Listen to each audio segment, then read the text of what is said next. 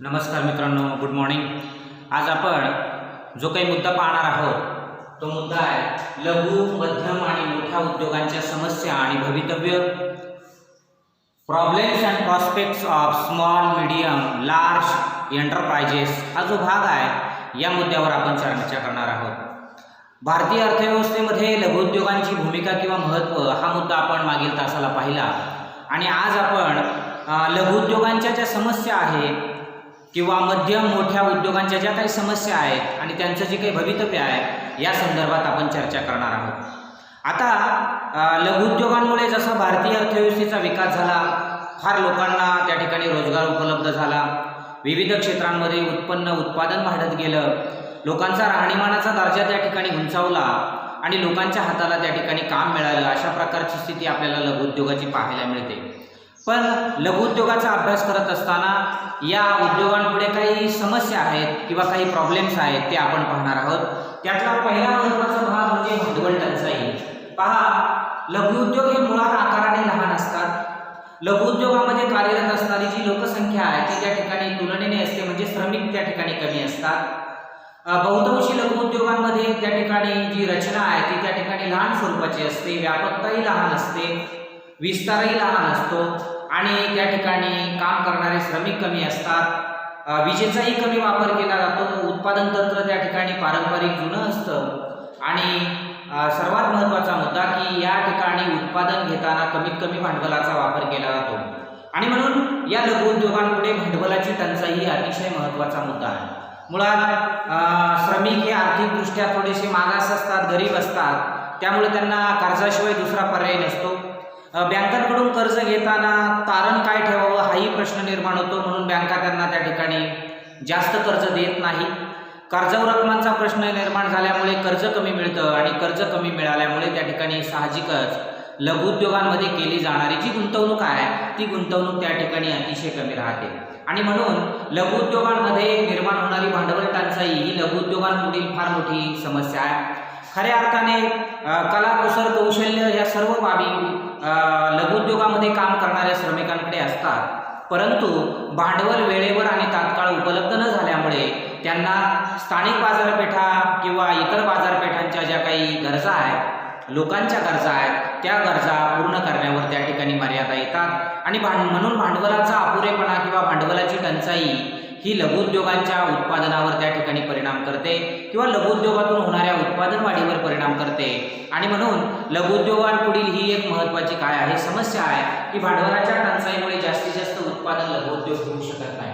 दुसरा जो मुद्दा आहे तो म्हणजे कच्च्या मालाची टंचाई। पहा, बहुतेक कच्चा माल हा जरी स्थानिक स्वरूपातून किंवा शेती क्षेत्रातून जरी उपलब्ध होत असला, ग्रामीण भागातून जरी उपलब्ध होत असला, तरी हा कच्चा माल काही कालखंड साठवून ठेवण्यासाठी एक विशिष्ट स्वरूपाची सुविधा बहुतांशी श्रमिकांकडे नाही किंवा उत्पादकांकडे नाही किंवा लघुउद्योगांमध्ये काम करणाऱ्या कामगार वर्गाकडे नाही आणि म्हणून हा कच्चा माल त्यांना त्या ठिकाणी काही कालखंडासाठी साठवून ठेवता येत नाही आणि तो साठवून न ठेवल्यामुळे जेव्हा बाजारपेठेची गरज निर्माण होते तेव्हा ती गरज पूर्ण करण्यासाठी जो काही माल लघुउद्योगातून बाजारपेठांमध्ये आणला जातो तो त्या ठिकाणी तात्काळ आणता येत नाही, त्याच्यावर त्या ठिकाणी मर्यादा येतात। आणि दुसरा महत्त्वाचा मुद्दा की कच्चा माल खरेदीबाबत त्या ठिकाणी बरेचसे प्रश्न असतात। सर्व श्रमिकांना त्या ठिकाणी कच्चा माल खरेदी करता येत नाही।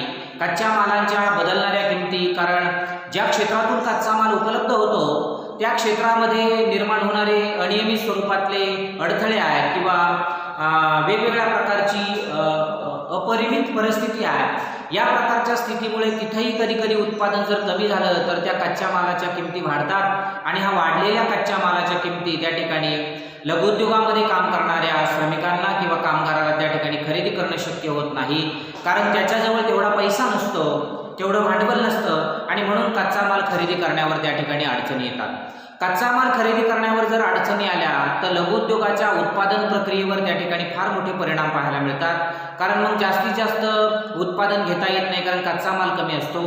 कच्चा माल कमी असल्यामुळे जास्तीत जास्त उत्पादन न घेतल्यामुळे बाजारपेठेची गरज त्या ठिकाणी पूर्ण करता येत नाही आणि कामगारांना किंवा जे उत्पादक वर्ग आहे जो लघु उद्योगातला, या उत्पादक वर्गाला त्या ठिकाणी उत्पादन वाढीचे जास्तीत जास्त फायदे मिळवण्यावर त्या ठिकाणी अडचणी येतात आणि म्हणून कच्च्या मालाची टंचाई हा त्या ठिकाणी लघु उद्योगातली एक महत्त्वाची समस्या आहे.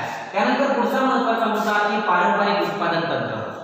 लघु उद्योग हे आकाराने लहान असतात, त्यामुळं या उद्योगांमध्ये वापरलं जाणारं जे काही तंत्रज्ञान आहे हे तंत्रज्ञान त्या ठिकाणी कसं असतं, पारंपरिक स्वरूपाचं असतं. पारंपरिक स्वरूपाच्या तंत्रज्ञानाचा वापर करून जास्तीत जास्त उत्पादन घेण्यावर मर्यादा येतात, कारण जास्तीत जास्त उत्पादनासाठी आधुनिक स्वरूपाच्या तंत्रज्ञानाचा वापर करणं त्या ठिकाणी आवश्यक असतं. म्हणजे पूर्वीच्या काळी तुम्ही पहा, शेती क्षेत्रातून जेव्हा आपण गव्हाचं उत्पादन घ्यायचो तेव्हा मजूर कामावर लावले जायचे, मग गव्हाचं उत्पादन व्हायचं. आज हार्वेस्टरच्या सहाय्याने आपण एका दिवसामध्ये त्या ठिकाणी 5-5 एकर क्षेत्रातून गव्हाचं उत्पादन घेतो. त्याच दिवशी त्या ठिकाणी गव्हाचं उत्पादन घेऊन 2-3 दिवसामध्ये गहू विक्रीलाही नेला जातो. म्हणजे लोकांच्या हातामध्ये त्या ठिकाणी वस्तू लवकर पडते. आज कापूस तोडणीची यंत्र आलेली आहे शेती क्षेत्रामध्ये. शेतीमध्ये कार्यरत असणाऱ्या वेगवेगळ्या प्रकारच्या आधुनिक ज्या पद्धती आहेत, या आधुनिक स्वरूपाच्या पद्धती आज फार मोठ्या प्रमाणात उत्पादन देत आहेत आणि औद्योगिक क्षेत्रही याला त्या ठिकाणी विसंगत नाही, कारण औद्योगिक क्षेत्रामध्ये सुद्धा अशा प्रकारचे आधुनिक तंत्रज्ञान आता मोठ्या प्रमाणात येत आहेत. त्याचा वापर त्या ठिकाणी फार मोठ्या प्रमाणात वाढला आहे. पण लघु उद्योगांमध्ये अशा स्वरूपाचं तंत्रज्ञान वापरणं मात्र अशक्य आहे, कारण तिथं काम करणाऱ्या उत्पादकाला किंवा श्रमिकाला किंवा कामगाराला मोठ्या प्रमाणात त्या ठिकाणी आधुनिक तंत्रज्ञान खरेदी करता येत नाही, कारण त्याच्याकडे तेवढं उत्पन्न नसतं आणि तेवढं उत्पन्न नसल्यामुळे महागडी आधुनिक साधनं त्याला वापरता येत नाही आणि ही न वापरल्यामुळे त्याला त्या ठिकाणी उत्पादनामध्ये भरीव स्वरूपाची वाढ घडून आणता येत नाही. आणि म्हणून पारंपरिक आणि जुनं जे तंत्रज्ञान आहे, या तंत्रज्ञानाचा त्या ठिकाणी होणारा जो वापर आहे, हा वापर लघु उद्योगांमध्ये जास्त आहे. त्यामुळे उत्पादन कमी, उत्पन्न कमी या स्वरूपाची स्थिती आपल्याला लघु उद्योगांमध्ये त्या ठिकाणी पाहायला मिळते. म्हणून लघु उद्योगांनी पारंपरिक स्वरूपाच्या उत्पादन तंत्राऐवजी आज आधुनिक स्वरूपाच्या तंत्रज्ञानाचा वापर करणं आवश्यक आहे, कारण तुम्हाला माहिती आहे इलेक्ट्रॉनिक स्वरूपाच्या वस्तूंमध्ये आज फार मोठ्या प्रमाणात वाढ होते आणि इलेक्ट्रॉनिक स्वरूपाच्या वस्तूंमुळं आज आपण घरबसल्या सर्व प्रकारची माहिती घेतोय. कारण मोबाईल आज ऑनलाईन एज्युकेशन सुरू आहे, तुम्हाला त्याचा अनुभव येत असेल, असं वाटलंही नसेल की भविष्य काळामध्ये अशा प्रकारची परिस्थिती निर्माण होईल की आपल्याला घरी बसून त्या ठिकाणी शिकता येईल. पण तशा प्रकारची स्थिती आता निर्माण होते, कारण आधुनिक स्वरूपाची तंत्रज्ञान किंवा साधनं त्या ठिकाणी उपलब्ध झालेले आहे आणि माहितीचा जो स्रोत आहे, हा माहितीचा स्रोत आज तुमच्या आमच्यापर्यंत फार तात्काळ पोहोचतोय. आज पाहिजे त्या प्रकारची माहिती आपल्याला या चांगल्या दर्जाच्या मोबाईलमधनं म्हणा किंवा इंटरनेट सुविधेमधनं मिळवता येते. सांगण्याचा मुद्दा हा की या प्रकारची जी साधनं आहेत ती माणसाला अधिक सजग करतात, माणसाच्या ज्ञानक्षमतेमध्ये वाढ करतात, माणसामध्ये विविध कौशल्यांची निर्मिती करतात आणि आपला जो दृष्टिकोन आहे हा दृष्टिकोन त्या ठिकाणी व्यापक बनतो. ही अत्यंत महत्त्वाची बाब आहे आणि म्हणून ही आधुनिक साधनं त्या ठिकाणी नाकारून चालणार नाही, कारण या आधुनिक साधनांमुळे फार मोठ्या प्रमाणातली क्रांती किंवा प्रगती आपल्या देशाने त्या ठिकाणी साधलेली आहे आणि म्हणून लघु उद्योगांमध्ये सुद्धा अशा प्रकारच्या साधनांचा वापर होणं आवश्यक आहे. आणि ही साधनं जर लघु उद्योगाच्या उत्पादन प्रक्रियेमध्ये वापरली गेली उत्पादनासाठी, तर त्या ठिकाणी लघु उद्योग फार मोठ्या प्रमाणात उत्पादन घेतील आणि हे उत्पादन घेतल्यानंतर त्याला आंतरराष्ट्रीय बाजारामध्ये चांगली मागणी मिळेल. म्हणजे सर्वच लघु उद्योग उत्पादन घेत नाही असं मला म्हणायचं नाही. काही लघु उद्योगांमध्ये त्या ठिकाणी अशा स्वरूपाचे प्रयोग केले जातात, पण जे फार लहान लघु उद्योग आहे त्या लघु उद्योगांमध्ये मात्र भांडवलाचा प्रश्न हा महत्त्वाचा भाग आहे आणि सर्वात महत्त्वाचा मुद्दा भांडवलाचा असल्यामुळे त्या ठिकाणी गुंतवणुकीवर नक्कीच मर्यादा येतात आणि त्याचा परिणाम त्या ठिकाणी उत्पादन खालावतं. आणि म्हणून पारंपरिक उत्पादन तंत्राऐवजी आधुनिक स्वरूपाच्या उत्पादन तंत्राचा वापर त्या ठिकाणी होणं अतिशय महत्त्वाचं आहे. पुढचा मुद्दा आहे म्हणजे विक्रीची समस्या. खरं तर जेव्हा आपण वेगवेगळ्या स्वरूपाचं उत्पादन घेतो लघु उद्योगातून, तेव्हा घेतलेल्या उत्पादनाची जी काही विक्री आहे ती विक्री त्या ठिकाणी तात्काळ होणं आवश्यक आहे. मग त्याच्यामध्ये वाहतुकीची साधनं आली, त्यानंतर मालाचं त्या ठिकाणी प्रमाणीकरण प्रतवारी आलं नाही का, विपणन प्रतवारी आणि प्रमाणीकरण करणं फार आवश्यक आहे आणि प्रतवारी आणि प्रमाणीकरण करण्यासाठी त्या ठिकाणी उत्पादकाला मोठा खर्च येतो. लघु उद्योगातल्या प्रत्येक उत्पादकाला त्या ठिकाणी प्रतवारी आणि प्रमाणीकरण करण्यामध्ये अडचणी येतात, कारण माल प्रमाणबद्ध करून घेतला किंवा त्याला एक सांकेतिक स्वरूपाचा दर्जा त्या ठिकाणी दिला, म्हणजे ॲडमार्क आहे, त्यानंतर तुमचं प्रमाणपत्र 2000 ॲगमार्क आहे हे या स्वरूपाचे जे काही सांकेतांक दिले जातात त्याच्यामुळे त्या मालाचा दर्जा त्या ठिकाणी टिकून असतो. जसं टायरला MRF म्हटलं की आपण त्याची खरेदी करतो, म्हणजे तो ब्रँडने आपण ती खरेदी करतो. प्रत्येक मालाला त्या ठिकाणी वेगळ्या स्वरूपाचा ब्रँड दिलेला आहे आणि या ब्रँडच्या आधारे ती वस्तू त्या ठिकाणी बाजारामध्ये जास्त किमतीला विकली जात असते किंवा ती वस्तू घेण्याकडे लोकांचा दृष्टिकोन त्या ठिकाणी वेगळा असतो. आणि म्हणून प्रमाणीकरण हा अतिशय महत्त्वाचा मुद्दा आहे. प्रत्येक लघुउद्योगामध्ये कार्यरत असणाऱ्या उत्पादकाला प्रमाणीकरण करणं शक्य नाही, कारण त्याच्यावर खर्च करण्यासाठी त्याच्याकडे तेवढा पैसा शिल्लक नाही. त्याने उत्पादित केलेली वस्तू तो डायरेक्ट बाजारामध्ये विक्रीला आणत असतो. स्थानिक बाजारपेठांच्या गरजा पूर्ण करण्याचं काम या लघुउद्योगातल्या उत्पादकांकडनं होत असतं. परंतु सांगण्याचा मुद्दा हा की विक्रीची फार मोठी समस्या त्यामुळे निर्माण होते, कारण चांगल्या दर्जाची वस्तू जर बाजारपेठेमध्ये विक्रीला आली तर तिला चांगली मागणी असते. पण जर चांगल्या दर्जाची वस्तू जर बाजारपेठेमध्ये विक्रीला येत नसेल तर मात्र तिला मागणी निर्माण होत नाही. म्हणून बाजारपेठ जर काबीज करायची असेल उत्पादकाला तर लोकांच्या गरजेवर आधारित वस्तू तुम्ही बाजारपेठेमध्ये विक्रीला आणणं आज आवश्यक आहे. कमी भांडवलामध्ये जास्तीत जास्त उत्पादन देणाऱ्या अशा कितीतरी गोष्टी आहेत. या गोष्टी आज त्या ठिकाणी फार मोठ्या प्रमाणात छोट्या छोट्या उत्पादकांकडून विकल्या जातात. काही तर समूहाने विकतात, काही वैयक्तिक स्वरूपाच्या पातळीवर सुद्धा त्या वस्तू विकतात. सांगण्याचा मुद्दा हा की अशा स्वरूपाचा खर्च करायला त्या लघुउद्योगामध्ये उत्पादकाकडे फारसा पैसा नसतो किंवा भांडवल नसतं आणि त्याच्यामुळे त्याला त्या ठिकाणी विक्री करत असताना या बाबींचा वापर करण्यावर त्या ठिकाणी मर्यादा येतात आणि म्हणून विक्रीची समस्या ही त्या ठिकाणी लघुउद्योगांमध्ये अतिशय महत्त्वाची समस्या आहे. पुढचा जो मुद्दा आहे तो आहे प्रशिक्षण व संशोधनाची समस्या, ट्रेनिंग अँड रिसर्च प्रॉब्लेम. हा अतिशय महत्त्वाचा मुद्दा आहे. खरं तर मनुष्यबळाच्या विविध कौशल्यांमध्ये जर वाढ घडवून आणायची असेल आणि संशोधनात्मक दृष्टिकोनातून कमी वेळेमध्ये अधिक प्रगती साध्य करायची असेल तर प्रशिक्षणाबरोबर संशोधन हे दोन्ही घटक अतिशय महत्त्वाचे आहेत. खरं तर आज आपण म्हणतो की आपल्या देशात मानव संसाधनाच्या बाबत आज आपण जगात 134व्या क्रमांकावर आहोत. मग हा आपला मनुष्यबळ विकास झाला का? नाही. मनुष्यबळाच्या विकासासाठी विविध प्रकारचे प्रशिक्षण हे केंद्र सरकार आणि राज्य सरकारने विविध पातळ्यांवर राबवणं अत्यंत आवश्यक आहे. खऱ्या अर्थाने शिक्षकांचे सुद्धा ट्रेनिंग प्रोग्राम असणं आवश्यक आहे. UGCचे काही प्रोग्राम आहेत पण त्याने सर्वच प्रकारची कौशल्य वृद्धिंगत होतात असंही नाही. खऱ्या अर्थाने वर्षानुसार त्या सगळ्या बाबी त्या ठिकाणी अपडेट असणं आवश्यक आहे, कारण शिक्षकाचा दर्जा सुधारला तर मुलांनाही चांगलं ज्ञान जाईल आणि मुलांच्या ज्ञानात वाढ जर झाली तर एक चांगला राष्ट्र किंवा एक चांगला समाज आपण निर्माण करू. परंतु याच्यावर त्या ठिकाणी काम होणं गरजेचं आहे आणि म्हणून प्रशिक्षण अतिशय महत्त्वाचं आहे. म्हणजे वस्तू हाताळण्यापासून तर वस्तूची पॅकिंग करेपर्यंत तर वस्तू अंतिम बाजारामध्ये उपभोक्त्याच्या हातामध्ये जाईपर्यंत ती वस्तू कशा प्रकारे त्या ठिकाणी वितरित होते हा अतिशय महत्त्वाचा भाग आहे आणि म्हणून प्रशिक्षण फार महत्त्वाचे आहे. प्रशिक्षण ही मनुष्यबळाच्या कौशल्यामध्ये वाढ घडवून आणतात. प्रशिक्षणामुळे माणूस सजग होतो.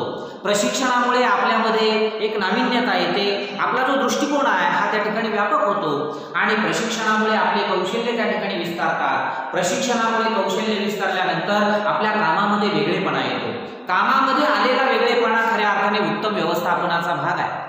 कामामध्ये जेव्हा वेगळेपणा येतो तेव्हा आपल्याला व्यवस्थापन हे उत्तम दिसतं आणि उत्तम व्यवस्थापन हे त्या ठिकाणी कोणतंही कार्य कोणतंही काम त्या ठिकाणी नीटनेटक्या पद्धतीने काय करतं, पूर्ण करतं. आणि म्हणून प्रशिक्षण हे अतिशय महत्त्वाचे आहे. विकसित राष्ट्रांमध्ये फार चांगल्या दर्जाची प्रशिक्षणं दिली जातात. खरं तर आपण विकसनशील आहोत, काही प्रमाणात आपला भाग मागास आहे. सगळ्याच ठिकाणी शासन त्या ठिकाणी पुरेपूर लोकांना पुरत नाही. शासनाने किती खर्च करावा, किती प्रमाणात सुविधा उपलब्ध करून द्याव्या याच्यावरही मर्यादा आहे. पण विकसित राष्ट्रांमध्ये त्या ठिकाणी फार चांगल्या संधी आहे, कारण अमेरिकासारखा देश हा पेटंटच्या बाबत 52% उत्पन्न मिळवतो. मग एवढ्या प्रमाणातले शोध जर अमेरिकेमध्ये लागत असेल तर अमेरिकेचं संशोधन काय दर्जाचं असेल याचा आपण विचार करायला हवा. जपानकडनं आपण मधल्या काळामध्ये संरक्षण स्वरूपाचं साहित्य खरेदी केलं. एक चांगल्या दर्जाचा संशोधक देश म्हणून आज आपण जपानकडे पाहतो. फार कमी लोकसंख्या आहे पण अत्याधुनिक स्वरूपाची तंत्रज्ञान या राष्ट्रामध्ये फार आहे आणि म्हणून या राष्ट्राचं आपण अनुकरण करणं त्या ठिकाणी आवश्यक आहे. दक्षिण कोरिया आहे, त्यानंतर इंग्लंड आहे, जर्मनी आहे, जपान आहे, अमेरिका आहे, या स्वरूपाचे जे देश आहेत हे आज उत्तम व्यवस्थापनामध्ये पुढे आहे, संशोधनामध्ये पुढे आहे, प्रशिक्षणामध्ये पुढे आहे. आणि ह्या बाबी जर या देशामध्ये जर चांगल्या प्रकारे सुरू झाल्या म्हणजे त्या सुरू आहेत, मला असं म्हणायचं नाही त्या सुरू नाहीत, परंतु त्या आणखी जास्त तीव्रतेने, जास्त वेगाने, सातत्यपूर्ण जर सुरू झाल्या तर त्याचा फायदा नक्कीच मनुष्यबळाच्या कौशल्यामध्ये होईल आणि मनुष्यबळ जेव्हा कौशल्ययुक्त निर्माण होईल तेव्हा ऑटोमॅटिक उत्पन्न प्रक्रिया त्या ठिकाणी वाढत जाईल आणि त्याचा परिणाम त्या ठिकाणी आपल्याला गतिमान आर्थिक विकास पाहायला मिळेल. सांगण्याचा मुद्दा हा की लघुउद्योगामध्ये काम करणाऱ्या लोकांना प्रशिक्षण आणि संशोधन फारसं उपलब्ध करून दिलं जात नाही. कोणत्याही प्रकारचं प्रशिक्षण नसल्यामुळे चांगल्या दर्जाच्या वस्तू निर्माण करण्यावर त्या ठिकाणी मर्यादा येतात आणि संशोधनात्मक दृष्टीला वेळच नसतो, कारण संशोधनाला वेळ द्यावा लागतो आणि जर जास्त वेळ दिला, कारण जेव्हा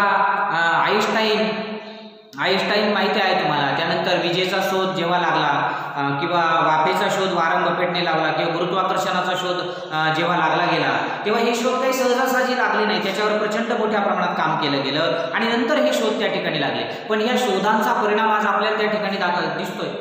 म्हणजे थॉमस एडिसनने जेव्हा बल्बचा शोध लागला, आज आपण त्या ठिकाणी रोषणाईमध्ये राहतो. त्याने जर त्यावेळेस थॉमस अल्वा एडिसनने जर त्या ठिकाणी बल्बचा शोध लावलाच नसता तर आज इंडस्ट्रीमध्ये लाईट नसते. आज कितीतरी उद्योग त्या ठिकाणी त्या विजेवर चालतात, कितीतरी घरांमध्ये आज वीज आहे. वेगवेगळ्या प्रकारचे क्रिकेटचे किंवा इतर सामने, ऑलिम्पिक सारखे सामने आज त्या ठिकाणी प्रकाशझोतामध्ये चालतात. या प्रकारची स्थिती आपल्याला अनुभवास आली नसती. म्हणजे एक शोध कितीतरी लोकांना त्या ठिकाणी दीर्घकाळी लाभ देऊन गेलेला आहे.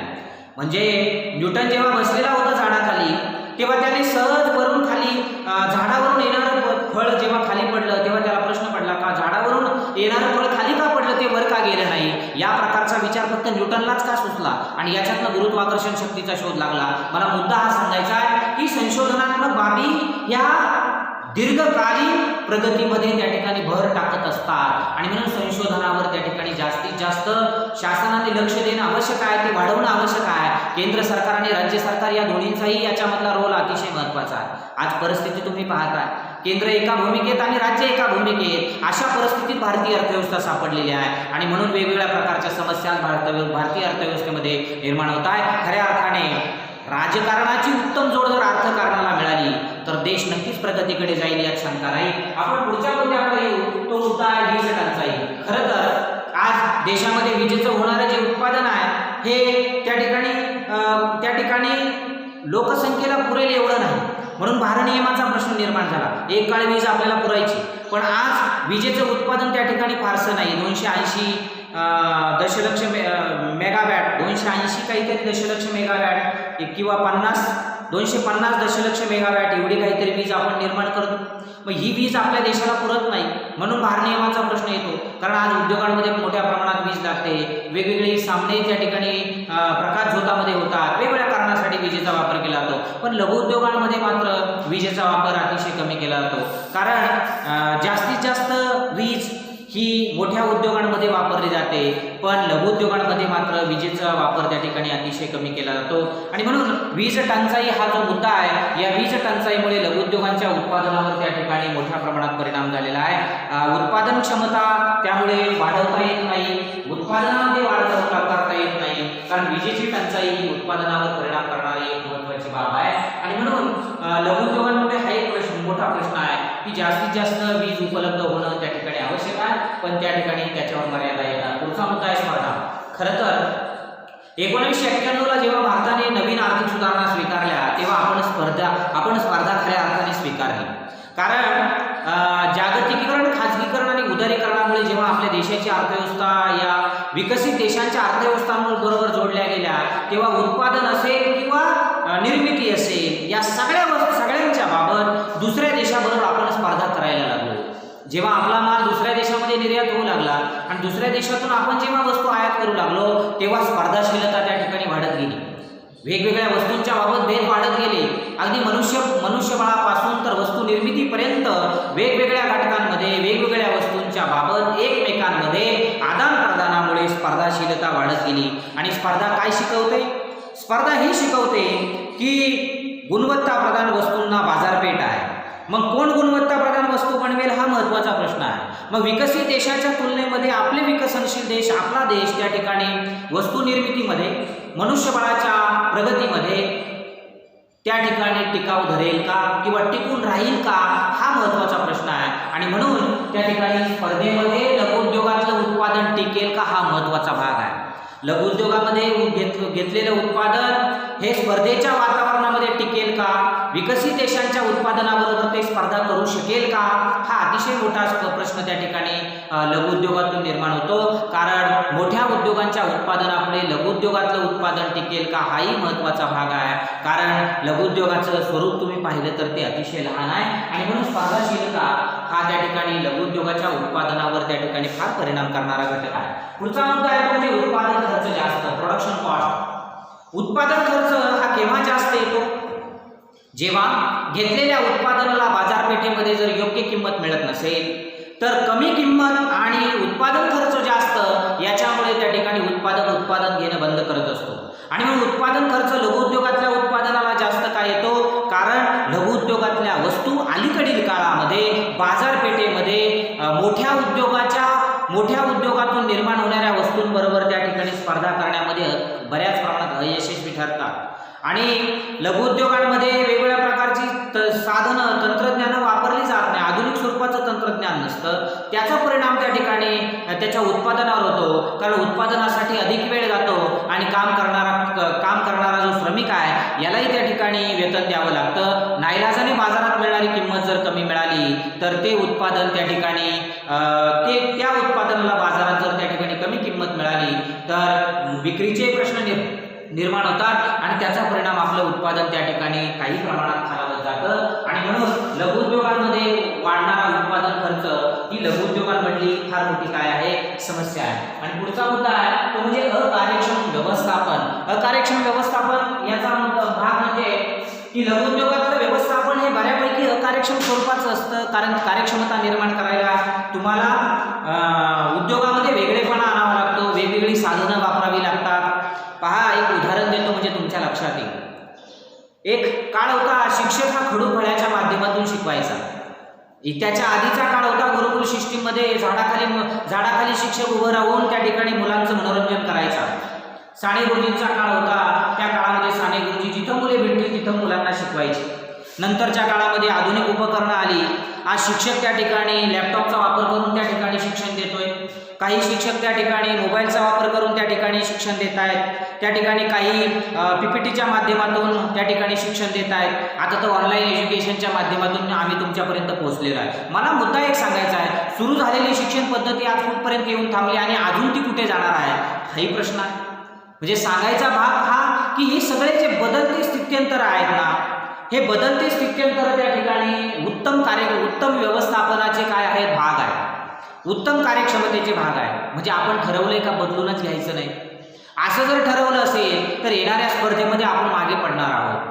आपण येणाऱ्या स्पर्धेमध्ये आपले जे चॅलेंजेस आहेत, आपल्या पुढले जे आव्हानं आहेत, या आव्हानांना धरून आपण त्या ठिकाणी काम करणं आवश्यक आहे. आणि जर ते आपण करणार नसू तर येणाऱ्या स्पर्धेमध्ये आपण अकार्यक्षम ठरणार आहोत. उत्तम व्यवस्थापनाचा जर भाग बनवायचा असेल तर उत्तम व्यवस्थापनामध्ये व्यवस्थापकाने उत्तम कौशल्य आत्मसात करणं आवश्यक आहे. आणि उत्तम कौशल्य जर त्याने त्या ठिकाणी आत्मसात केले तर त्याला त्या बाजारामध्ये म्हणा किंवा कोणत्याही ठिकाणी म्हणा त्याला त्या ठिकाणी काय आहे संधी आहे. आणि म्हणून अकार्यक्षम व्यवस्थापन हा जो भाग आहे लघुउद्योगांमधला हा त्या ठिकाणी मालावर परिणाम करतो, मालाच्या विक्रीवर परिणाम करतो, मालाच्या उत्पादनावर परिणाम करतो, एकंदरीत नफ्यावर परिणाम करतो आणि याचा परिणाम नंतर त्या ठिकाणी उत्पादनावर होत असतो. ह्या सगळ्या बाबी त्या ठिकाणी लघुउद्योगाच्या प्रगतीवर परिणाम करणाऱ्या बाबी आहेत. म्हणजे लघुउद्योगांमध्ये जरी या वेगवेगळ्या समस्या असल्या तरी बरेचसे लघुउद्योग आज या समस्यांवर मार्गक्रमण करून बाहेर पडत आहे. पण काही उद्योग मात्र त्या ठिकाणी गुंतलेले आहेत, ते मात्र त्याच्यातून बाहेर पडत नाही. कारण मर्यादित क्षेत्र आहे, छोटं क्षेत्र आहे आणि त्या सर्व क्षेत्रामध्ये त्या ठिकाणी सर्व साधनं उपलब्ध होणं त्या ठिकाणी शक्य नाही. आणि म्हणून लघुउद्योग हे जरी विविध समस्यांचा जरी भाग असले तरी लघुउद्योगाने आज चांगल्या प्रकारे देशामध्ये प्रगती साधलेली आहे. फार गरीब लोकांच्या हाताला काम उपलब्ध करून देण्याचं माध्यम हे लघुउद्योग आहेत. रोजगार निर्मितीचा भाग लघुउद्योग आहे. छोट्या मोठ्या वस्तू निर्माण करणारं एक केंद्र किंवा एक माध्यम म्हणजे लघुउद्योग आहे. आज असंख्य महिला, असंख्य पुरुष किंवा असंख्य युवा वर्ग एकत्र येऊन त्या ठिकाणी छोटे मोठे व्यवसाय उद्योग उभे करतात आणि त्यातून त्या ठिकाणी आपली प्रगती साधतायत। अशी कितीतरी उदाहरणं आपल्यासमोर आहेत की ज्यांनी या माध्यमातून त्या ठिकाणी फार मोठ्या प्रमाणात प्रगती साधलेली आहे। आणि म्हणून लघुउद्योगांच्या समस्यांकडे आपण लक्ष देत असताना लघुउद्योगांनी केलेली प्रगती ही सुद्धा आपण त्या ठिकाणी लक्षात घेणं अत्यंत महत्त्वाचं आहे। खऱ्या अर्थाने लघुउद्योगांचं जे भवितव्य आहे हे उज्ज्वल आहे असं म्हणावं लागेल। प्रॉस्पेक्ट्स नाही का, प्रॉब्लेम्स अँड प्रॉस्पेक्ट्स, प्रॉस्पेक्ट्स म्हणजे भवितव्य। खरं तर लघुउद्योगांचं भवितव्य हे अतिशय चांगलं आहे असं म्हणावं लागेल, कारण भारतासारख्या प्रचंड मोठ्या लोकसंख्येच्या देशामध्ये, कारण जिथं 134 कोटी लोकसंख्येचा देश आहे, या लोकांना वेगवेगळ्या व्यवसायातून, वेगवेगळ्या उद्योगातून, वेगळ्या उपक्रमातून त्यांच्या हाताला काम उपलब्ध करून देण्याचं काम लघुउद्योग करतात। आणि म्हणून येणाऱ्या काळामध्ये लघुउद्योगांना अतिशय उज्ज्वल भविष्य आहे। रोजगार निर्मिती ते करतील, उत्तम उत्तम व्यवस्थापनाचा भाग ते बनतील, चांगलं तंत्रज्ञान त्याच्यामध्ये वापरलं जाईल, विकसित देशांचा हातभार घेऊन त्याच्यामध्ये त्या ठिकाणी उत्पादन वाढवलं जाईल। ह्या सगळ्या बाबी त्या ठिकाणी अतिशय महत्त्वाच्या आहे। आणि सर्वात महत्त्वाचा मुद्दा, केंद्र आणि राज्य सरकारची जी भूमिका आहे देशाची एक शासन व्यवस्था म्हणून, ती अतिशय महत्त्वाची आहे की या दोन्हींनी त्या ठिकाणी लघुउद्योगांच्या विकासासाठी प्रयत्न करणं अत्यंत महत्त्वाचं आहे। आणि म्हणून या दोन्ही घटकांच्या माध्यमातून भांडवल उपलब्ध करून देणं असेल, आर्थिक सहाय्य उपलब्ध करून देणं असेल, वेगवेगळ्या प्रकारची अनुदानं त्या ठिकाणी देणं असेल, या बाबी जर लघुउद्योगांना त्या ठिकाणी शासनाने उपलब्ध करून दिल्या तर लघुउद्योगांना नवसंजीवनी मिळेल। लघुउद्योग हे पुन्हा मुख्य प्रवाहामध्ये येतील आणि लोकांना या लघुउद्योगांचे लाभ मिळतील। एक विशिष्ट लेवलचा जो समाज आहे जो या लघुउद्योगांमध्ये त्या ठिकाणी काम करतो, या लघुउद्योगांमध्ये काम करणाऱ्या लोकांच्या हाताला त्या ठिकाणी काम मिळेल, हे लोकांचा राहणीमानाचा स्तर उंचावेल, त्यांच्या हातामधला पैसा अर्थव्यवस्थेमध्ये विभिन्न ठिकाणी फिरेल आणि आपल्या देशाची जी अर्थव्यवस्था आहे ही अर्थव्यवस्थेची खरेदी शक्ती वाढून ही अर्थव्यवस्था ही गतिमान आर्थिक विकासाकडे नक्कीच सरकेल असं मला वाटतं। मित्रांनो, खरं तर लघुउद्योगांमध्ये जर आपण काही गोष्टी पाहिल्या तर आज काश्मीरचे गालिचे तुम्हाला माहीत असेल का, ते प्रसिद्ध आहेत। त्यानंतर मुरादाबादच्या कलाकुसरीच्या पितळी वस्तू आज त्या ठिकाणी आकर्षक आहेत। अलीगडचे कुलपे असतील, शोभेच्या दारूकामाचा शिकाशीचा उद्योग असेल, हिऱ्यांना पैलू पाडण्याच्या नवसारीचा उद्योग जो गुजरातमध्ये सुरू आहे हा उद्योग असेल, किंवा येवल्याची प्रसिद्ध पैठणी असेल, सुरतचे त्या ठिकाणी प्रसिद्ध कपडे असतील, या सर्व प्रकारच्या घटकांनी त्या ठिकाणी फार मोठी क्रांती, फार मोठे बदल, फार मोठी प्रगती देशामध्ये केलेली आहे। आणि म्हणून आज अहमदाबाद, सुरतला तर भरपूर सूतगिरण्या आहेत का जिथं फार मोठ्या प्रमाणातलं उत्पादन वेगवेगळ्या देशांच्या बाजारपेठेमध्ये विक्रीला आणलं जातं। या संबंध कलाकुसरीच्या ज्या वस्तू आहेत, या कलाकुसरीच्या वस्तू या लघुउद्योगामधून वेगवेगळ्या ठिकाणी उपलब्ध होत आहेत। राजस्थानचा हा जो भाग आहे हाही आपल्या डोळ्यासमोर आहे की या राजस्थानमधून येणाऱ्या ज्या विविध प्रकारच्या फरच्या आहेत किंवा वेगवेगळ्या प्रकारच्या स्लाइड्स आहेत, विंडोच्या कलाकुसरीचा जो भाग आहे, ह्या सगळ्या जर बाबी जर आपण पाहिल्या तर ह्या आकर्षणाचा एक भाग आहे आणि या लघुउद्योगातून आपल्याकडे त्या ठिकाणी येत आहेत। खऱ्या अर्थाने या सगळ्या बाबींमुळे देशात लघुउद्योगाला एक उत्तम भविष्य आहे, एक भवितव्य आहे की येणाऱ्या काळामध्ये आधुनिकीकरणामध्ये हे लघुउद्योग आणखी त्या ठिकाणी विकसित होत जातील, आणखी आपला विकास त्या ठिकाणी साधतील। म्हणून या जागतिकीकरणापुढे लघुउद्योगांची जी वार्षिक सरासरी वाढ आहे ती 9.36% इतकी होती, आज ती त्या ठिकाणी 4.60% घटलेली आहे आणि उत्पादनाच्या बाबतीत मात्र वार्षिक सरासरी वाढ आज 19.45% आहे। याचा अर्थ की आज लघुउद्योगातल्या उत्पादनामध्ये त्या ठिकाणी चांगल्या प्रकारे वाढ होते, लघुउद्योग चांगल्या प्रकारे प्रगती साधत आहे आणि खऱ्या अर्थाने ही एक अत्यंत महत्त्वाची बाब आहे। आणि म्हणून लघुउद्योग हे देशाच्या गतिमान विकासासाठी आपलं महत्त्वपूर्ण योगदान देतात। काही समस्या जरी आपण त्या ठिकाणी वगळल्या तर लघुउद्योगांना येणाऱ्या काळामध्ये अतिशय चांगलं भवितव्य आहे। आपण या ठिकाणी थांबू।